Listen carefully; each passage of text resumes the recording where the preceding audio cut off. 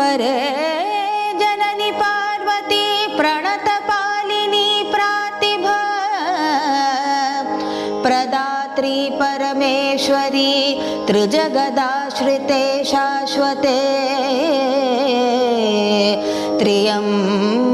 त्र्यम्बककुटुम्बिनी त्रिपदसंगिनी त्रीक्षणे त्रिशक्तिमयि वीक्षणं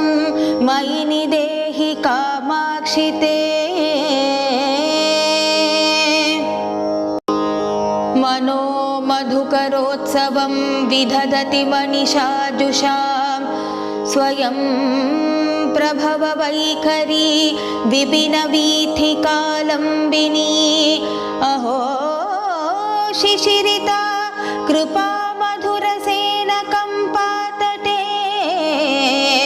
चराचर विधायिनी चलति कापि चिन्मञ्जरी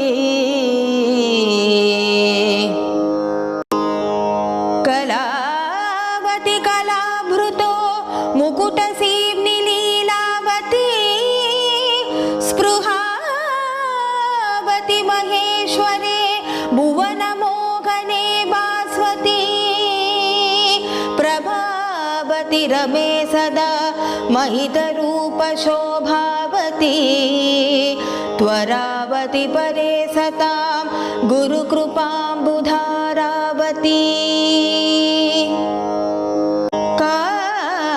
कामाक्षी कञ्चदल यदाक्षी